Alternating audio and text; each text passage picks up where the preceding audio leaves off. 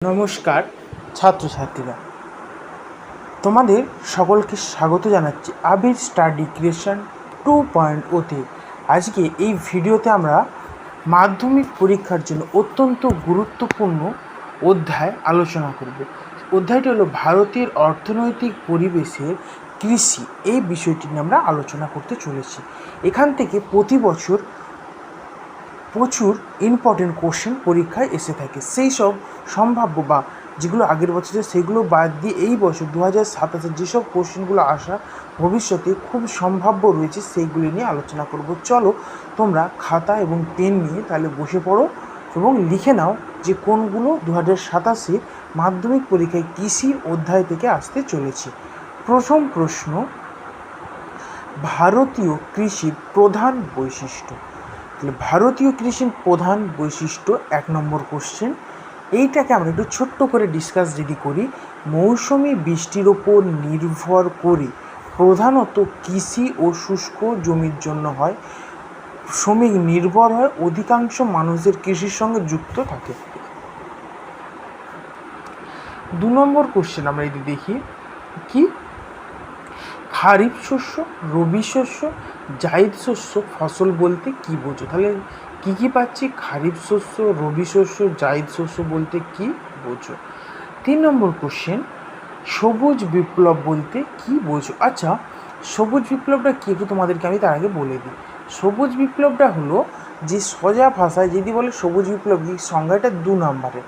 এবার যেটিকে তোমরা সংজ্ঞায় লিখবে, উন্নত বীজ, সেচ, রাসায়নিক সার, কীটনাশক, আধুনিক প্রযুক্তির মাধ্যমে কৃষির উৎপাদন বৃদ্ধিকেই সবুজ বিপ্লব বলা হয়। এই সবুজ বিপ্লব কি?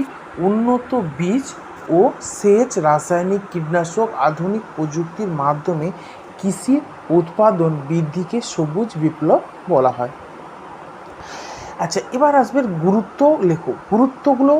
যদি কাকে বলে তাহলে এটা লিখবে 2 নম্বরে, আর গুরুত্ব বলা মানে 3 নম্বরের তোমাদেরকে লিখতে বলে। তবে এইবারের পরীক্ষায় সম্ভাব্য যে সবুজ বিপ্লব 2 নম্বরে আর গুরুত্ব 3 নম্বরে দিয়ে একটি বড় কোশ্চেন 5 নম্বরে তোমাদের আসার চান্স 100% রয়েছে। পরের কোশ্চেনে যাব, ভারতের কৃষি প্রধান সমস্যাগুলি লেখো। ভারতের যে কৃষিতে যে সমস্যাগুলি দেখা যায়, কী কী সমস্যা দেখা যায় যদি আমি তোমাদেরকে ছোট্ট আকারে বোঝাই, তাহলে তার 1 নম্বর সমস্যা আমরা কি দেখতে পাচ্ছি? অনিয়মিত বর্ষা, তারপরে সেচের অভাব, ছোট ছোট খণ্ডতে জমি বিভক্ত, এটা হচ্ছে আধুনিক প্রযুক্তির সীমিত ব্যবহার, আর কি কৃষির বিপণনের সমস্যা। তাহলে কীরকম না, যখন তখন বৃষ্টি হয়ে যায়, সাধারণ ভাষায় সেচের অভাব, মেশিন খারাপ বা নানা রকম কারণে সেচের অভাব, জমি বড় বড় জমিতে যে চাষ হয় জমিগুলোকে ছোটো ছোটো আকারে চাষের ফলে সমস্যা, আর কি হয় না আধুনিক কৃষি প্রযুক্তির খুব কম ব্যবহার, আর কি না কৃষির বিপণনের সংখ্যা, মানে কি না কৃষি যেটা উৎপন্ন হয় সেটা বাজারে বিক্রয় করতে সমস্যা। তারপরে বলছে কৃষির উন্নতির উপায়গুলি লেখো। আচ্ছা, কৃষির এটা গেল আমাদের সমস্যা। এবার উন্নতি উপায়, উন্নত মানের বীজ ব্যবহার করব, আধুনিক যন্ত্রপাতি ব্যবহার, সেচের ব্যবস্থা, সহজ ও কৃষি ব্যবস্থা, সংরক্ষণ ও বাজার উন্নতি ইত্যাদি। আচ্ছা, তারপরে 6 নম্বরে কী লিখব না, আমরা 6 নম্বর প্রশ্ন দেখে নেব, ধান চাষের অনুকূল পরিবেশ। এটা আছে ধান চাষের অনুকূল পরিবেশ কি তোমাদেরকে লিখতে হয়।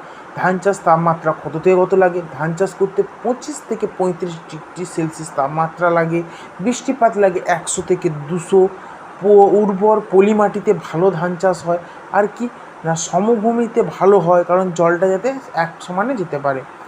আচ্ছা, গম চাষের অনুকূল পরিবেশ, গম চাষের জন্য শীতল বায়ু দরকার, গম চাষে বৃষ্টিপাত হবে 50 থেকে 100 সেমি, দোআঁশ মাটিতে গম চাষ ভালো হবে। চা চাষের অনুকূল পরিবেশ, চা চাষের অনুকূল পরিবেশ কীরকম না পাহাড়ি অঞ্চলে চা চাষ হবে, পাহাড়ের ঢালে চা বাগানগুলোকে তৈরি করতে হবে, বৃষ্টিপাত 150 থেকে 300 সেমির মধ্যে রাখতে হবে। তারপরে হচ্ছে মাটি রাখতে হবে, অম্লিক মাটি রাখতে হবে, এখানে আর কি একটা দক্ষ শ্রমিকের প্রয়োজন হবে।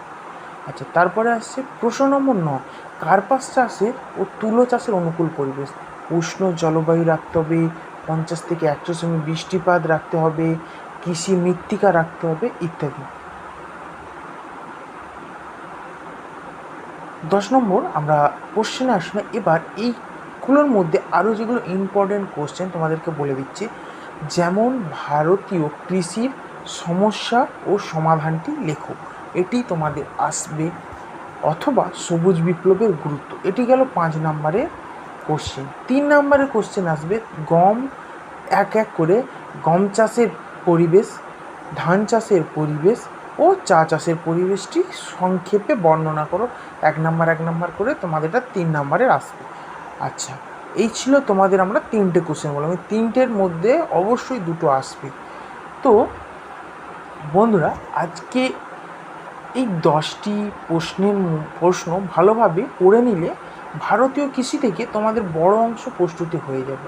ভিডিওটি যদি তোমাদের কাজে লাগে তাহলে এটি লাইক করো, বন্ধুদের সঙ্গে শেয়ার করো এবং আবির স্টাডি ক্রিয়েশন 2.0কে সাবস্ক্রাইব করে বেল আইকন অন করে রাখো।